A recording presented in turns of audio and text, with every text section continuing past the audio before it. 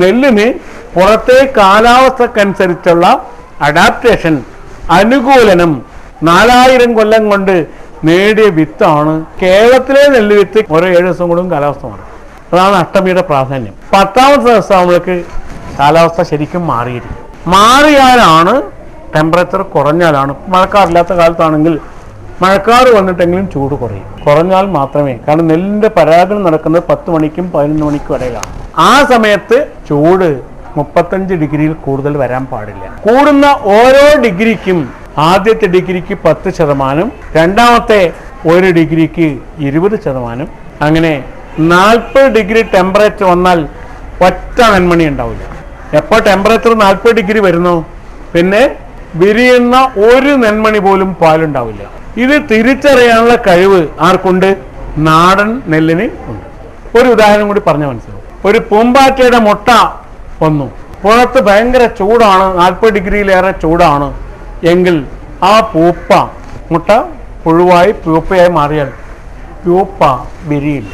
അവൻ സന്യാസാവസ്ഥയിൽ തന്നെ 6 മാസം കഴിച്ചു കൂട്ടി കളയും. ഇത് എപ്പോഴേ വിരിയുള്ളൂ? പുതുമഴ പെയ്യും. അതുകൊണ്ടാണ് പുതുമഴ വരുമ്പോൾ പൂമ്പാറ്റയൊക്കെ പുറത്തിറങ്ങും. ഇത് എവിടുന്ന് വന്നു എന്നറിയില്ല, കൊതുകൊക്കെ പുറത്തിറങ്ങും. 6 മാസം കാത്തിരിക്കാവും ബിരിയാണി. പ്യൂപ്പയായിട്ട് തന്നെ നിൽക്കും. ഇത് കൊതുകിന് കഴിവുണ്ട്, പൂമ്പാറ്റയ്ക്ക് കഴിവുണ്ട്. ഇങ്ങനെ പല ജീവികൾക്കും ഇത്തരം കഴിവുണ്ട്. അനുകൂല സാഹചര്യം വന്നാലേ വിരിയുള്ളൂ. അതവിടെ കിടന്നുള്ളൂ. ഭക്ഷണമില്ല, ഊർജ്ജം ചെലവാക്കില്ല, വളരെ കുറഞ്ഞ ഊർജ്ജം ചെലവാക്കി സമാധി ദശയിൽ കഴിഞ്ഞു. അനുകൂലമായ സാഹചര്യം വന്നാൽ മുട്ട വിരിഞ്ഞു വരും. ഇത് എല്ലാ ജീവികൾക്കും ഇത്തരം കുറേ കഴിവുകൾ ഉണ്ട്. നെല്ലിനും കഴിവുണ്ട്. ഇപ്പോൾ നമ്മൾ ഹൈബ്രിഡൈസ് ചെയ്ത ഒരു നെല്ല് വിത്ത് വന്നാൽ ആ നെല്ല് വിത്തിന്, അല്ലെങ്കിൽ വിദേശത്തുള്ള ഒരു നെല്ല് വിത്ത് കൊണ്ടുവന്ന് കൃഷി ചെയ്താൽ അതിനെന്തില്ല? ഇങ്ങനൊരു കഴിവ് ഇവിടുത്തെ കാലാവസ്ഥയെ, 3000 മില്ലിമീറ്റർ മഴ പെയ്യുന്ന സ്ഥലത്തെ കാലാവസ്ഥയെ ജീവിക്കാൻ തമിഴ്നാട്ടിലെ നെല്ല് വിത്തിന് കഴിയില്ല. നിഷ്ഠുരങ്ങളാം പരദേശ വിത്തുകൾ കുഷ്ഠരോഗാദി വരുത്തിടും നിർണയം എന്ന് കൃഷിഗീത 13ാം നൂറ്റാണ്ടിലുണ്ടായ പുസ്തകം. ആരാണെന്ന് അറിഞ്ഞുകൂടാ, വലിയ സാഹിത്യകാരനൊന്നും അല്ലാതെ ഒരു കൃഷിക്കാരൻ എഴുതിയ പുസ്തകമുണ്ട്, കൃഷിഗീത. അയാൾ എഴുതി വെച്ചിരിക്കുന്നു 13ാം നൂറ്റാണ്ടിൽ. പേരൊന്നും എഴുതിയിട്ടില്ല, കാരണം ഇന്നത്തെ പോലെ അവാർഡ് കിട്ടാൻ വേണ്ടി എഴുതിയ കവിതയൊന്നുമല്ല.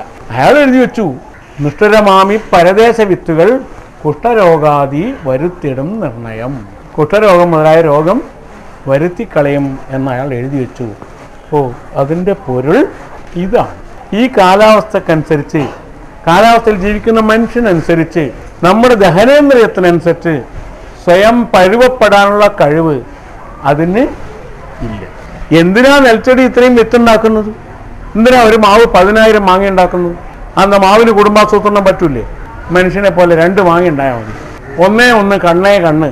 ഒരു മാവ് ഒരു മാങ്ങ ഉണ്ടാക്കിയ പോലെ. വിത്തിനാണെങ്കിൽ മാവ് ഉണ്ടാക്കുന്ന വിത്തിന് വേണ്ടി മാത്രമല്ല, വിത്ത് ഉപയോഗിക്കുന്നവർ ഇത് കൊണ്ടുപോയി ദൂരത്ത് കൊണ്ടുപോയി നടാൻ വേണ്ടി കൂടിയാണ്. അവർ മറ്റുള്ളവർക്ക് ഭക്ഷണം ഉണ്ടാക്കാൻ വേണ്ടി കൂടിയാണ്. അത് അതിൻ്റെ ധർമ്മമാണ് മാവ് ചെയ്യുന്നത്. അപ്പോഴാണ് നമുക്ക് മനസ്സിലാവുക നാം എന്ത് ചെയ്തു. അവിടെയാണ് പ്രശ്നം. ഭക്ഷണം ഉണ്ടാക്കുമ്പോൾ വരുന്ന ബൈ പ്രോഡക്റ്റ് മാത്രമാണ് ഓക്സിജൻ. എന്തല്ല, നേരിട്ട് ഓക്സിജൻ ഉണ്ടാക്കില്ല. നേരിട്ട് ഓക്സിജൻ ഉണ്ടാക്കുന്ന മരങ്ങൾ ആലും അരയാലും ഒക്കെ ഉള്ളൂ. ഇതാണ് അതിൻ്റെ പ്രത്യേകത. കാർബോഹൈഡ്രേറ്റ് ഉണ്ടാക്കുമ്പോൾ ബൈ പ്രോഡക്റ്റ് ആയിട്ട് വരുന്ന സാധനമാണ് മാവ് തരുന്ന ഓക്സിജൻ. എന്നുള്ള വ്യത്യാസം മനസ്സിലാവുള്ളൂ. എന്തുകൊണ്ട് 10,000 മാങ്ങ തരുന്ന മാവിനെ വലം വയ്ക്കുന്നില്ല, എന്തുകൊണ്ട് അരയാലിനെ പോയി വലം വയ്ക്കുന്നു എന്ന ചോദ്യത്തിന് ഒരു ഉത്തരവേ ഉള്ളൂ നമുക്ക്. ഒരു മാവിന് ഒരു സിദ്ധാർത്ഥനെ ബുദ്ധനാക്കാൻ കഴിയില്ല. ഒരു പേരാലിന് മാത്രമേ അത് കഴിയുള്ളൂ. അതുകൊണ്ടാണ് എന്ത് ചെയ്യുന്നത്, പേരാലിനെ വലം വയ്ക്കും, ഏതിനെ വലം വയ്ക്കില്ല? മാവിനെ. മാവിൻ്റെ അടുത്ത് മാങ്ങ തീർന്ന മാവിൻ്റെ ഒരു എന്താ കാര്യം എന്ന പഴഞ്ചൊല്ലിൽ അതുണ്ട്. അങ്ങനെ അർത്ഥത്തോടു കൂടി സമീപിക്കുമ്പോൾ എന്താണ് നമ്മുടെ ഭക്ഷണം? നമ്മുടെ സാഹചര്യത്തിന് പറ്റുന്നതാണ് നമ്മുടെ ഭക്ഷണം. ഇവിടെ എന്ത് കൃഷി ഉണ്ടാക്കുന്നത്? ഇവിടുത്തെ മഴയെ അതിജീവിക്കാൻ നിങ്ങൾക്ക് ശേഷിയുണ്ടാണോ? റൊട്ടിയും ബ്രെഡും ബട്ടറും കഴിക്കുന്ന കുട്ടിക്ക് ഒരിക്കലും മഴ കൊള്ളാൻ പറ്റില്ല. ജലദോഷം വരികയും ചെയ്യും, അവൻ രോഗിയാവും, പനിച്ചു പോകും. സായിപ്പിന് ഇവിടുത്തെ മഴ കൊള്ളാൻ പറ്റില്ല, മഞ്ഞ് കൊള്ളാൻ പറ്റില്ല, കൊണ്ടോ രോഗം വരും. അതിവിടെ വന്ന് ഇവിടുത്തെ ശീലമായി മാറണം. നമുക്ക് ഇവിടുത്തെ ധാന്യം കഴിക്കുകയും ഇവിടുത്തെ കിഴങ്ങ് കഴിക്കുകയും ഇവിടുത്തെ കാലാവസ്ഥക്കനുസരിച്ച് ജീവിക്കുകയും ഇവിടെ ഉണ്ടായിരുന്ന സ്വാഭാവികമായ പശുവിൻ്റെ പാല് കുടിക്കുകയും അതിൻ്റെ മോര് കൂട്ടുകയൊക്കെ ചെയ്താൽ എത്ര മഴ കൊണ്ടാലും ഒരു കുഴപ്പമുണ്ടാവില്ല.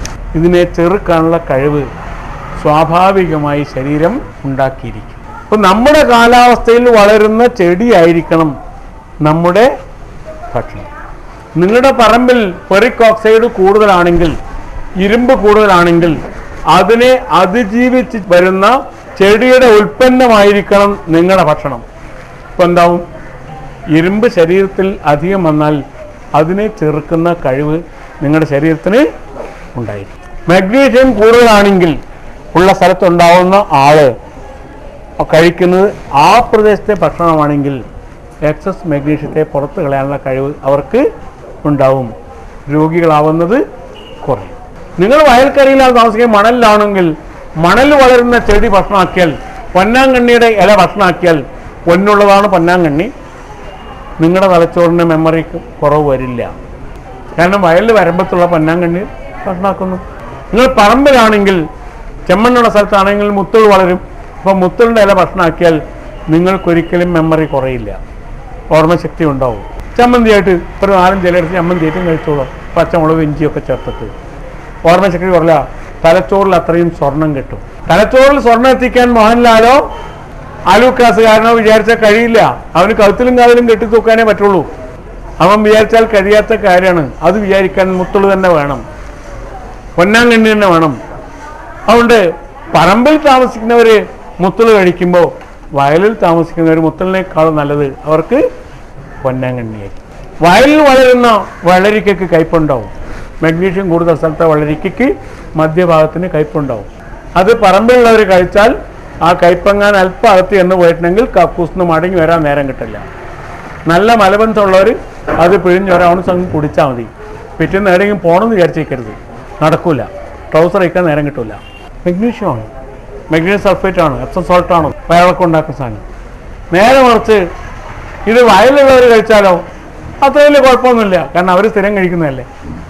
അത് എജക്റ്റ് ചെയ്യാനുള്ള കഴിവ് അവരുടെ ശരീരം നേടിയിരിക്കും. കടൽ തീരത്തുള്ളവൻ പിടിച്ച ഉടനെയുള്ള മീൻ എത്ര തിന്നാലും അവന് ഹാർട്ട് അറ്റാക്ക് വരില്ല. കരപ്രദേശത്തുള്ളവൻ, വളരെ ദൂരെ കിടക്കുന്നവൻ കടൽ മീൻ കഴിച്ചാൽ അപകടം ഉണ്ടാവും. അതുകൊണ്ട് ഭക്ഷണം എവിടുന്ന് വരണം?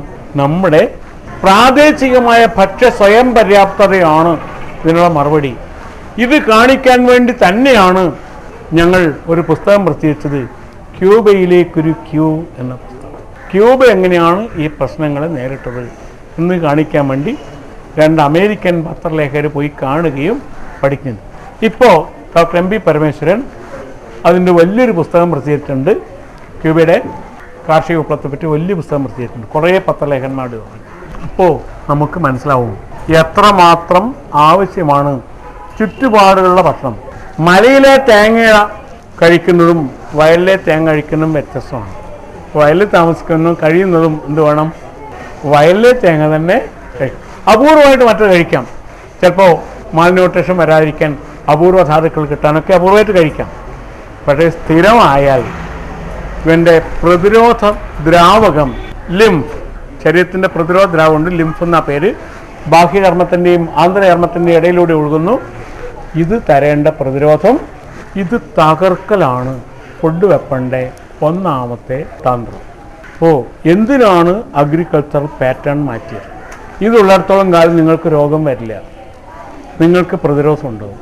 ഇപ്പോൾ പ്രതിരോധത്തെ തകർക്കണമെങ്കിൽ എന്ത് വേണം? നിങ്ങളുടെ ഭക്ഷണ രീതി മാറ്റണം, ഒന്നാമത് പറഞ്ഞു. രണ്ടാമത്, നിങ്ങൾ പ്രാദേശിക ഭക്ഷ്യ സ്വയം പര്യാപ്തത തകർക്കണം. അതിനു വേണ്ടിയിട്ട് അവരെന്തും ചെയ്യും, എത്ര പൈസയും സഹായം തരും. നാട് കറുത്ത് റോഡ് ഉണ്ടാക്കാൻ വേണ്ടി വേൾഡ് ബാങ്ക് 1000 കോടി രൂപ തരും. പകരം 10 തീവണ്ടി ഓടിച്ചാൽ മതി, വിലങ്ങനെ റോഡ് ഉണ്ടാക്കിയാൽ മതി, എല്ലാ ബസ്സുകളും തീവണ്ടി സ്റ്റേഷനിൽ എത്തിക്കട്ടെ, ഓരോ മണിക്കൂറിലും, ഓരോ അരമണിക്കൂറിലും, ഓരോ 10 മിനിറ്റിലും തീവണ്ടി ഓടട്ടെ. കാരണം എത്ര ബസ് കൊണ്ടുപോകുന്ന ആൾക്കാരെ ഒരു വണ്ടിക്ക് കൊണ്ടുപോകാൻ പറ്റും? അത്രയും കുറച്ച് സ്ഥലം വേണ്ടു.